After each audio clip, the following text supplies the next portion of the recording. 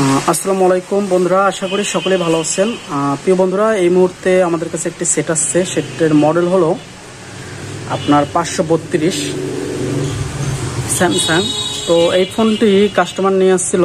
তো কাস্টমার বলছিল যে ভাই, ফোনটা চার্জ দেওয়ার পর চার্জ থেকে খোলা হয়েছে, খোলার পর আর ফোনটা অন হয় না। তো এটি কি কারণে হইতেছে এটা আপনাদেরকে আজকে দেখাবো। তো আমরা এখানে নেগেটিভে ধরবো এবং পজিটিভে ধরবো। ধরার পর কিন্তু জাস্ট আমরা এখানে লাইনটা লাগাই নি একটু। তো এখানে অটোমেটিকলি কিন্তু আপনারা দেখতে পাচ্ছেন 22-এর মতো রিডিং আটকে আছে। ঠিক আছে, কোনো সুইচে চাপ দেওয়া হয় নাই, আবার অটোমেটিক 0-তে চলে গেছে। আবার আমি যখন এখানে সুইচে চাপ দিই আবার 22 ওঠে, কিন্তু স্থির হয়ে থাকে, কিন্তু ফোনটা কিন্তু অন হয় না।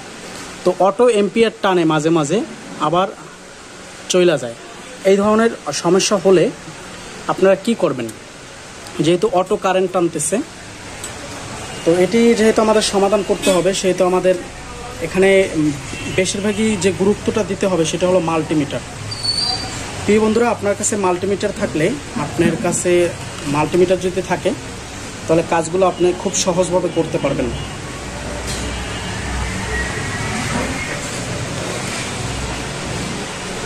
তো আমরা মাল্টিমিটারের থেকে চেক করে এখানে আশেপাশের যদি কোনো কম্পোনেন্ট শর্ট থাকে তাহলে আমরা বুঝতে পারবো। ঠিক আছে, এই জন্য আমাদের মাল্টিমিটারগুলো প্রয়োজন হয়।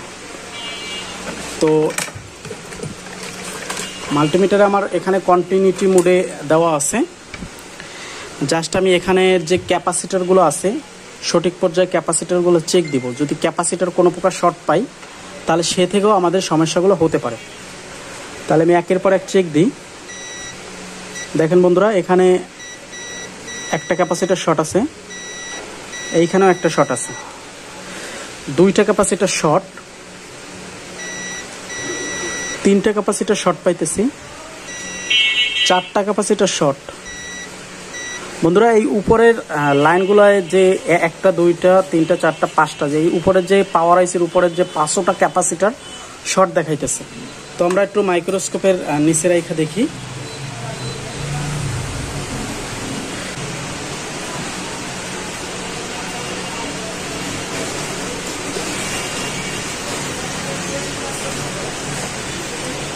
তো এখানে আমরা এই ক্যাপাসিটারটা শর্ট পাইতেছি, এইটা শর্ট পাইতেছি এবং এইটাও শর্ট পাইতেছি।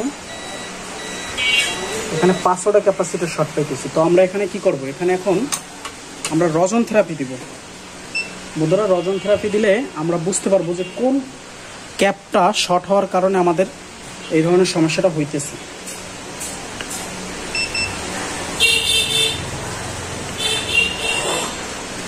তো এখানে রজন থেরাপি দেওয়ার পর আমরা শর্ট কিলার লাগাবো।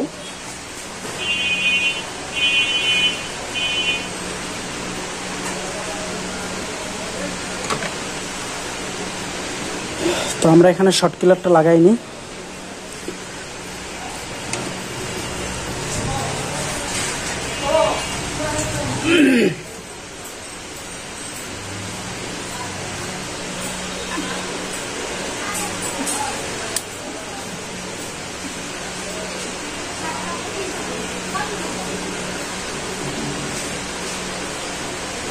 আমরা প্রথমত এই ক্যাপাসিটরটা টাচ করব।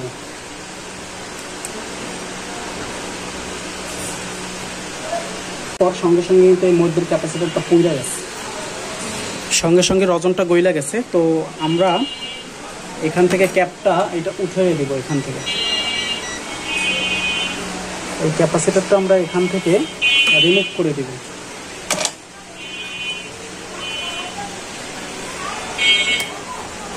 বন্ধুরা, এখান থেকে আমরা ক্যাপাসিটরটা রিমুভ করে দিছি। এখন আমরা আবার পুনরায় ক্যাপাসিটরগুলো চেক করে নিই যে ক্যাপাসিটরগুলো ঠিক আছে কিনা আগের মতন। তো দেখতে পাচ্ছেন এখন কিন্তু কোনো ক্যাপাসিটারই শর্ট দেখাইতেছে না। এক পাশে বিট মারতেছে আর এক পাশে বিট মারতেছে না। আর এর আগে কিন্তু কয়টা ক্যাপাসিটারই আপনার শর্ট দেখাইছিল।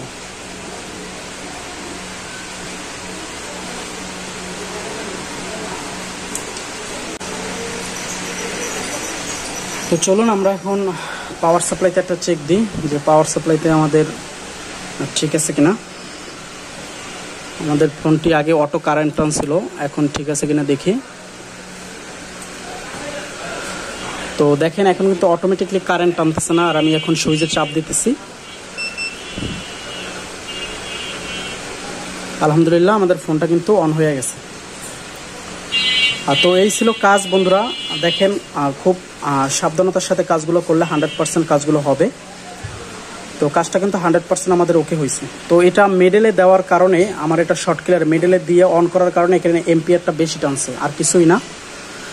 এটা যদি আবার প্লাসে দিয়ে কাজ করি তখন আবার এম্পিয়ারটা কম টানবে। তো এই ছিল বন্ধুরা কাজটা। যদি ভিডিওটি ভালো লাগে অবশ্যই এটা চ্যানেলটি সাবস্ক্রাইব করে রাখবেন, পাশে থাকা বেল আইকনটি ক্লিক করে রাখবেন। তো আসসালামু আলাইকুম ওয়া রাহমাতুল্লাহি ওয়া বারাকাতুহু।